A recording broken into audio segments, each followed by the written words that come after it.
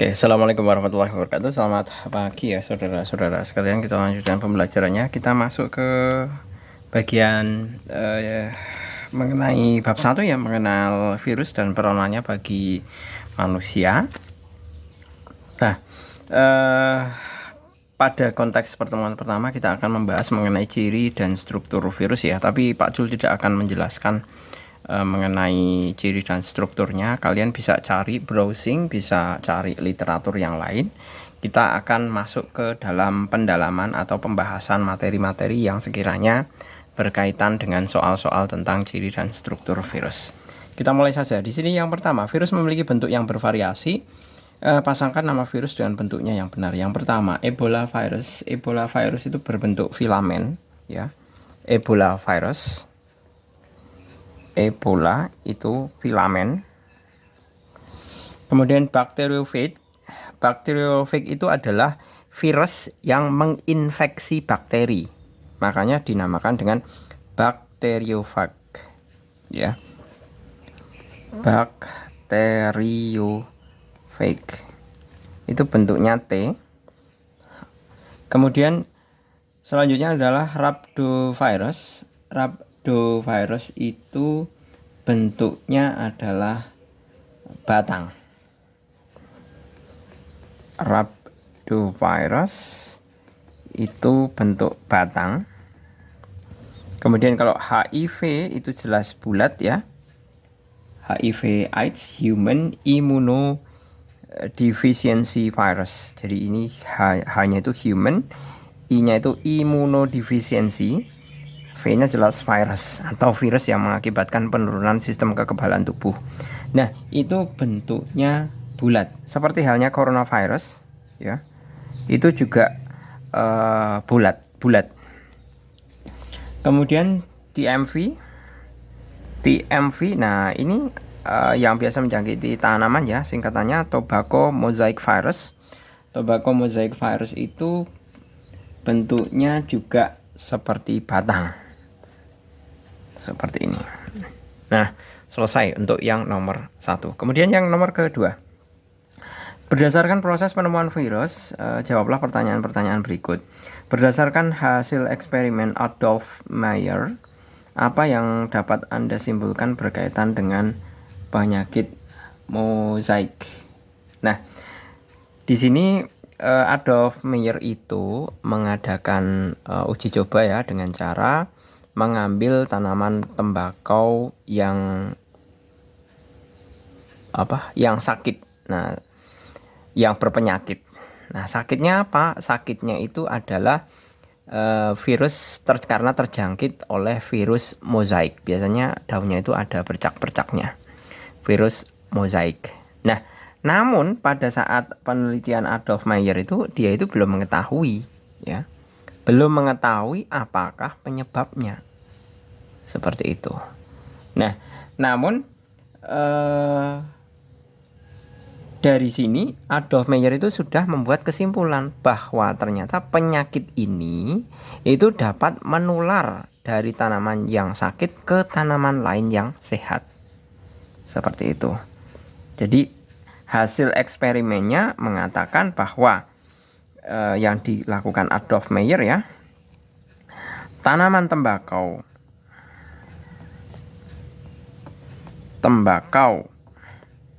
yang berpenyakit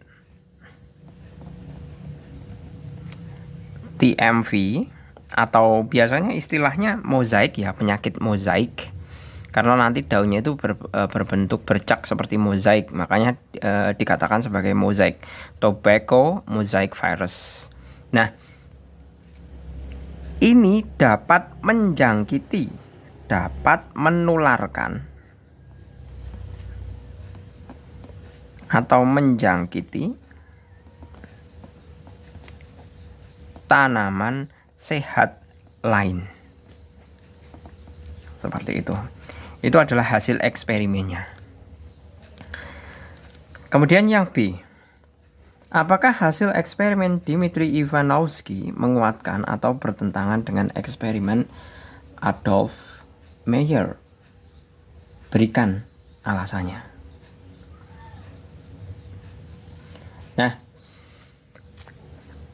Dmitri Ivanovsky itu eksperimennya adalah membuat cairan. Jadi eksperimen Dmitri Ivanovsky itu adalah membuat cairan tembakau mozaik. Membuat cairan tembakau yang berpenyakit. Kemudian disaring. Ya. Kemudian ternyata penyebab sakitnya itu lolos dari kertas saring. Penyebab penyakit TMV ini lolos dari kertas saring bakteri. Nah, jadi bisa dilihat ya dari urutannya, kronologinya, bahwa pada saat Adolf Meyer kemudian Dmitri Ivanovsky, mereka itu belum mengetahui penyebab penyakitnya, itu mereka belum mengetahui. Hanya pada saat Adolf Meyer itu bahwa penyebabnya itu dari cairan tembakau yang kemudian saya semprotkan ke tanaman lain, ternyata dia menular. Berarti penyebabnya otomatis dari daun itu sendiri. Nah, pada fase ini belum ditemukan virusnya. Walaupun virusnya ada di dalam cairan. Kemudian diteruskan sama Dmitri Ivanovsky ini. Cairan tembakau yang berpenyakit kemudian disaring. Nah, kemudian setelah disaring, hasil cairannya itu kemudian disemprotkan ke tanaman lain. Ternyata dia juga tertular juga. Oh, ternyata penyebab penyakitnya adalah entitas biologi yang ikut lolos dalam kertas saring bakteri. Seperti itu. Nah, baru kemudian yang C, kemudian si Martinus W. Bajering menguatkan atau bertentangan dengan eksperimen Meyer dan Ivanovsky. Hasil eksperimennya itu tidak bertentangan.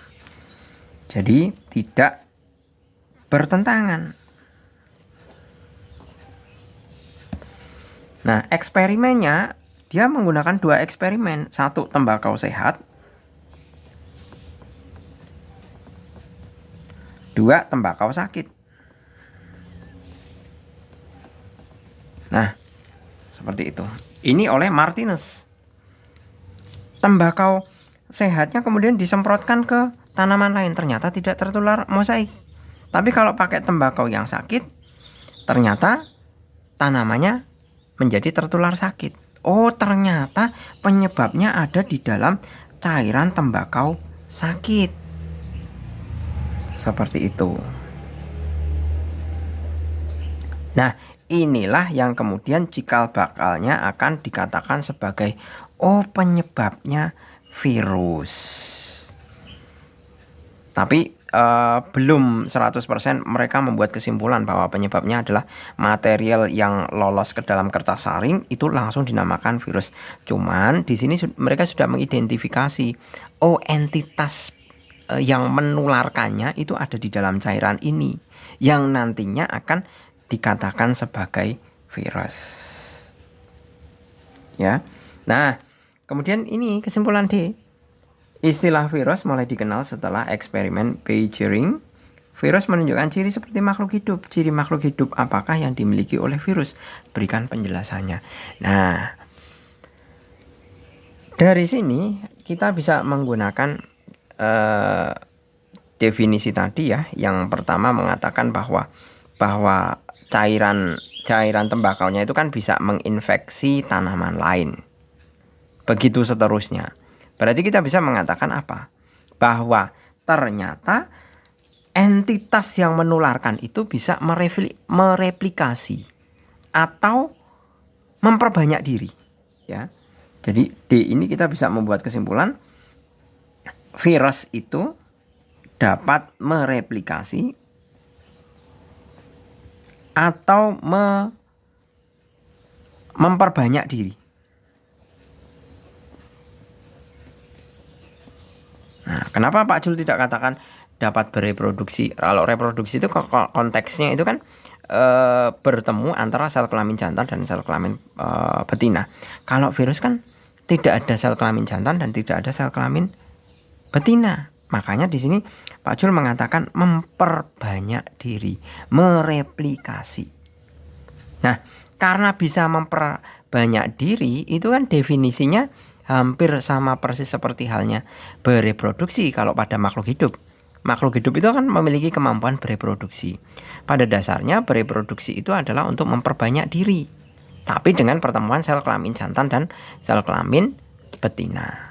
Nah, sama ini, mereplikasi memperbanyak diri, tapi tanpa pertemuan sel kelamin jantan dan sel kelamin betina. Seperti itu. Jadi tanpa melibatkan sel gamet. Seperti itu. Kemudian untuk yang berdasarkan eksperimen Wendell Stanley, virus menunjukkan ciri sebagai benda mati. Jelaskan ciri tersebut. Nah, kalau masalah virus sebagai benda mati itu mudah. Karena apa? Karena virus itu dapat dikristalkan. Ya, dikristalkan itu maksudnya apa? Dapat dibekukan. Jadi virus itu bisa dibekukan. Nah, di dalam proses dibekukan ini nanti virus itu mengalami dorman gitu aja ya, atau tidur. Jadi tidak aktif. Tapi suatu saat nanti saat di kondisi optimum, nah virus bisa aktif kembali. Nah, itulah yang dinamakan kenapa virus itu dikatakan benda mati, karena virus itu bisa dibekukan. Karena umumnya makhluk hidup itu kalau dibekukan itu mati. Ya. Mati. Beda dengan beruang. Beruang kutub itu kalau fase hibernasi itu mereka tidur. Tapi bukan berarti mereka dibekukan, ya. Mereka masih bernapas. Cuman mereka kan menggunakan teknik bagaimana mengurangi aktivitas energi, ya, sedemikian hingga cadangan makanannya itu tetap mencukupi walaupun mereka tidak makan, tidak minum pada saat musim dingin. Jadi mereka berusaha sekuat tenaga mengurangi energi yang terbuang. Energi yang mereka pakai hanya sebatas untuk energi bernafas saja. Seperti itu. Gitu ya penjelasannya. Kemudian yang ketiga, mengapa penyebab penyakit mozaik tembakau dapat dengan mudah lolos dari saringan bakteri? Berikan alasan atas jawaban Anda. Ya jelas saja, kertas yang digunakan itu adalah saringan bakteri. Ya, virus, ukuran virus itu kurang dari ukuran bakteri, ya. Kalau pakai saringan bakteri, padahal yang disaring adalah yang disaring memiliki ukuran kurang dari bakteri, kan otomatis lolos. Jadi kalau misalkan di sini kertas saring ya, kemudian di sini dimasukkan cairan mozaik ya, cairan tembakau. Cairan tembakau ini pakai kertasnya kertas saring bakteri. Saring bakteri. Ya, kertas saring bakteri. Otomatis virusnya itu nanti lolos di bawah sini. Karena ukurannya lebih kecil virus itu. Sedangkan virus sendiri kan ukurannya sekitar 20 sampai dengan benar ya 20 ya 20 sampai 300 nanometer. Ini kalau virus. Sedangkan kalau bakteri itu adalah 1000 nanometer. Ya kan otomatis lolos ke bawah. Misalkan pun toh nanti ini cairannya kita semprotkan ke tembakau sehat, sudah pasti bisa dipastikan dia tertular.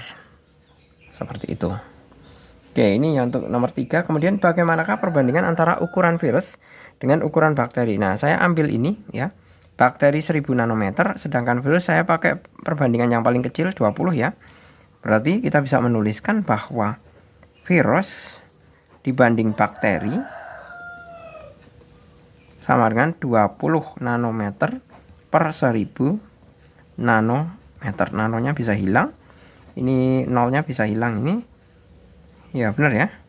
Terus ini 100 bagi 2 50. Berarti sama kan 1:50. Seperti itu. Jadi kita bisa mengatakan bahwa bakteri itu ukurannya itu sama dengan 50 kali ukuran virus.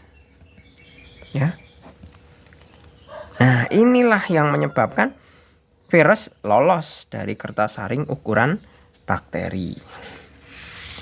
Kemudian yang terakhir, yang nomor kelima ya di sini.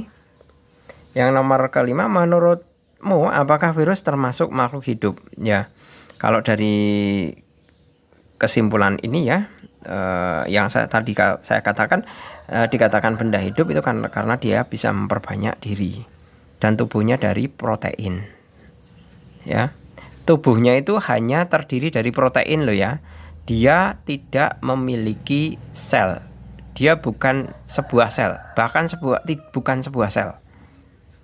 Hanya sebuah lipoprotein.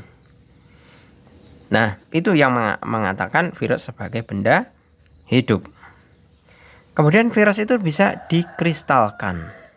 Itu yang menyebabkan virus sebagai benda mati. Nah, ini tidak ada jawaban mutlak ya.